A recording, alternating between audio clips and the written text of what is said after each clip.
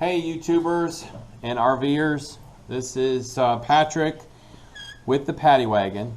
And so, as the title says, RV experiences what not to do with electricity. I really felt compelled to do a video on your 30 amp RV electric service. So today Pops and I installed a 30 amp breaker into the house electrical panel so I could plug the rig in and get some environmental controls in the rig so I can dry out the carpet. And I was calling one of the RV stores to see if they had a 30 amp extension cord because my cord isn't going to fit. Thankfully it didn't fit. And the guy asked me how my 30 amp breaker was wired. And I told him, and he said, yeah, he said, you got a double breaker. He said that has 110 and 110. He's like, the wiring is, he said, you're probably wired for a dryer. He said the wiring is probably going to make the ground live and it will fry the electricity or the electrical wiring in the rig. He said, do not, and he repeated it. He said, do not plug into that 30 amp breaker. He said, because you will fry your RV wiring. Yeah, that pause is purposefully there because I had to sit back for a minute and say, thank God I needed an extension cord because I probably would have plugged it in. And then I would have had thousands of dollars worth of electrical damage. So for new RVers, pay attention. This is on Google, installing a 120 volt 30 amp RV electric service. And what you need to have is you need to have a single pole breaker, not a double pole 30 amp breaker with two hot wires installed, because the two hot wires will indeed fry your RV wiring.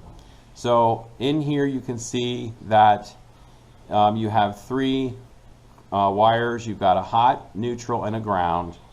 And in particular you have one black wire that's hot, you've got one white wire that's neutral, and you have one ground wire that's green. So if you're interested in more on this, you can go ahead and Google installing a 120 volt 30 amp RV electric service, and this is a great find, and it talks more about how your wiring should go. And so Pops and I are going to go back out, and I'm taking the double pole breaker back, and I'm going to go ahead and get a single pole breaker, and we're going to rewire the actual female plug so that it's standard for the RV. Anyway, that's all for this part of the video. I'm not sure if I want to make this into a separate video itself or if I'm going to make this a part of a bigger video. But nonetheless, it'll probably be its own video because it's that important. It's always that important, especially when you have an RV and you have no experience with electricity.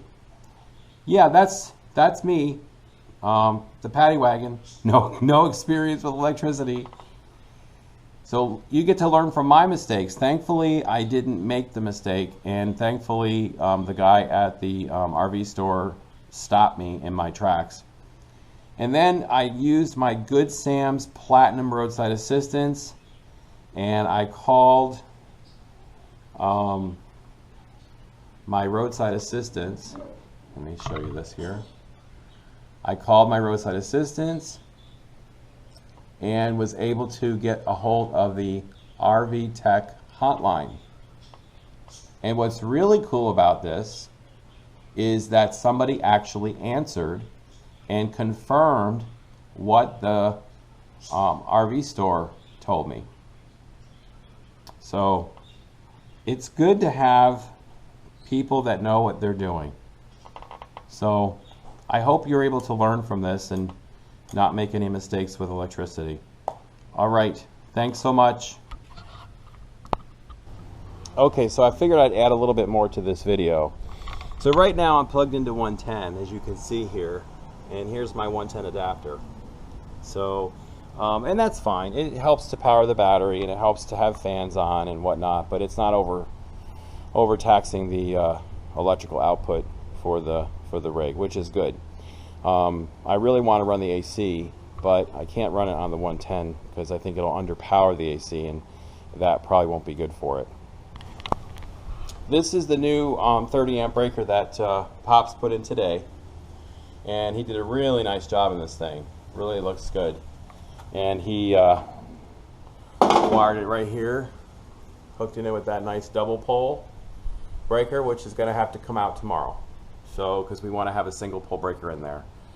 So lessons learned, and I think that's the big thing as a new RVer, is making sure that you learn these lessons, because these are really important, especially when it comes to electricity.